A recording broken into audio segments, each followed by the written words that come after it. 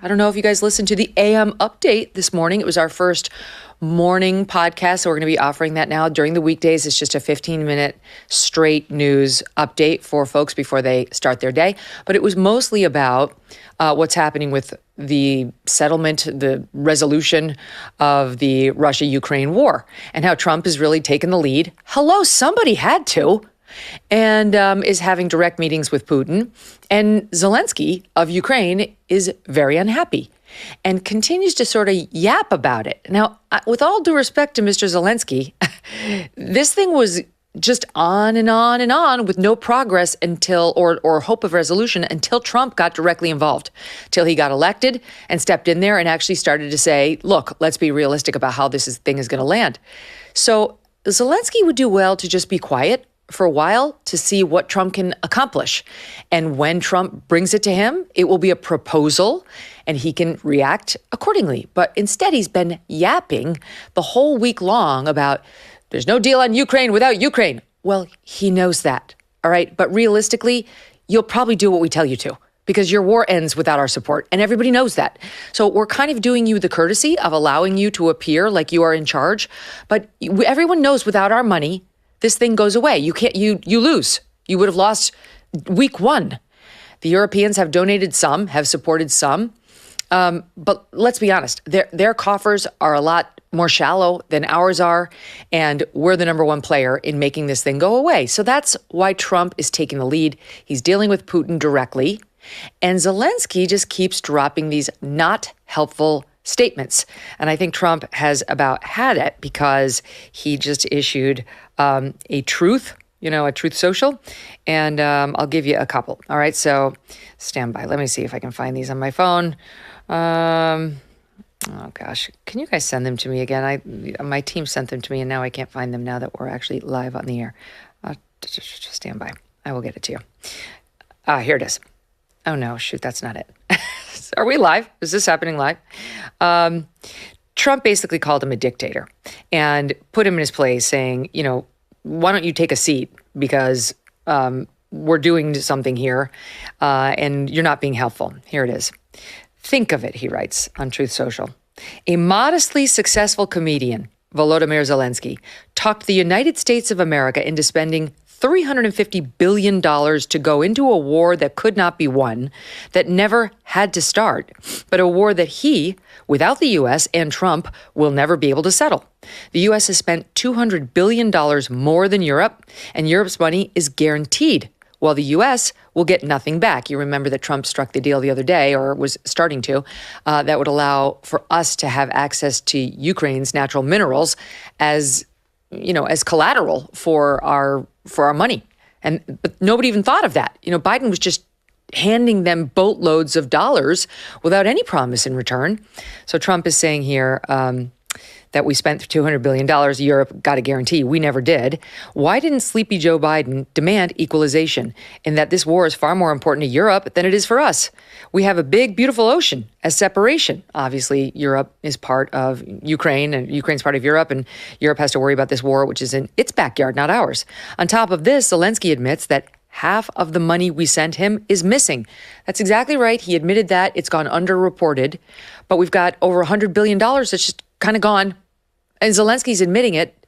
And by the way, if you said we don't trust him, we think this man should not be entrusted with the American dollars, you would be called all sorts of names as recently as like 6 months ago. But it's a valid concern. He's admitted that it's gone and no one knows where. He says Zelensky refuses to have elections, is very low in Ukrainian polls, and the only thing he was good at playing Biden, the only thing he was good at was playing Biden like a fiddle. A dictator without elections, Zelensky better move fast or he is not going to have a country left. In the meantime, we are successfully negotiating an end to the war with Russia, something I'll admit only Trump and the Trump administration can do. Biden never tried. Europe has failed to bring peace, and Zelensky probably wants to keep the gravy train going. I love Ukraine, but Zelensky has done a terrible job. His country is shattered and millions have unnecessarily died. And so it continues. And let me tell you why this is so bad for Zelensky. It's because recently Trump, since he took office, was sounding not neocon-y. Trump is not neocon-y. J.D. Vance and Tucker are much more in the non-interventionist camp. That's very large within the Republican Party. I would say Trump is close to them, but not entirely aligned with them. He's still got like a toe over in not neocon camp, but, he's not afraid to drop a bomb on a guy like Soleimani. He's, if the situation calls for it, Trump will be more bellicose, both in his language and then ultimately in his behavior. And what Zelensky doesn't want to do is saber rattle Trump over to the J.D. Vance Tucker side, where Ukraine will get even less than Trump is trying to negotiate for them. Right? Trust me when I tell you, they'll do better under Trump in a good mood than they will under Trump in a screw you Zelensky mood. So this is not smart behavior from a guy who has very few chips with which to bargain. Trump spoke to what's happening between the U.S., Russia, and Ukraine from Mar-a-Lago on Tuesday. Here's SOT 5. Tell us a little bit more about the Russia talks, your impression of how they went today, and if you're perhaps more confident or less confident of a deal after what happened today. Well, much more confident. They were very good. Russia wants to do something. They want to stop the savage barbarianism. I mean, what's going on over there? It's soldiers are being killed by the thousands on a weekly basis. It's ridiculous. And they're not American soldiers. They're Russian soldiers and they're Ukrainian soldiers largely, although a lot of Koreans have been killed, as you know. Quite a bit of them have been killed. They came over to fight and a large portion have been wiped out. But we want to end it. It's a senseless war. It should have never happened, would have never happened if I was president. Well, that's the other piece of it. And I think we all know that's true. He has a different relationship with Vladimir Putin, and Putin would have been more, if not afraid of Trump, then respectful, I think, of the power that Trump yields as the United States president. Trump went on to say, yeah, I can end this war. And honestly, everyone knows that. So he really, again, Zelensky's playing with fire. Take a listen here to SOT 6. I want to see peace. Look, you know why I want? Because I don't want all these people killed anymore. I'm looking at people that are being killed, and they're Russian and Ukrainian people, but they're people. Doesn't matter where they're from on the whole planet. And I think I have the power to end this war. And I think it's going very well. So that's where things stand now. Look, if he strikes a deal with Putin that allows Putin to have it's probably going to be most of the territory that they have taken in Ukraine, but also says and also says that Ukraine will not be joining NATO, Putin will accept that deal, and Zelensky's going to accept that deal.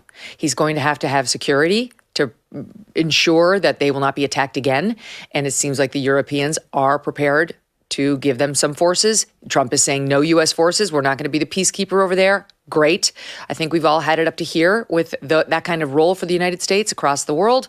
And I'm sure there will be some sort of additional financial investment, which Trump will now say will be repaid, in essence, by the earth materials, the raw earth materials that we can get out of Ukraine, which is very valuable. So that's where we are. It's a precarious situation, but it's going to be handled. And the only thing that could queer the deal is Zelensky shooting his mouth off. Let's hope he stops that. We continue to face uncertainty when it comes to the economy, with a perfect storm brewing as Social Security and Medicare hit a breaking point as the largest generation is hitting retirement. A smaller workforce means a smaller tax base. You pair that with our growing national debt and rising cost of living, and we could have a big problem. So what are you doing now to protect your family for the future? Gold can be a safe haven in hard economic times, and Birch Gold makes it easy to diversify a portion of your savings into physical gold. Birch Gold will help you transition an existing IRA or 401k into an IRA in gold, and it does not cost you 1 cent out of pocket. Protect your future today. Text MK to 989898, get your free info kit on gold, and get a copy of the Ultimate Guide for Gold in the Trump Era with a foreword by Donald Trump Jr. There's no obligation, just information. Birch Gold has earned the trust of countless Americans looking to safeguard their savings. Just text my initials MK to the number 989898 today. Thanks so much for watching. If you like what you just saw, hit the subscribe button for more clips and full episodes.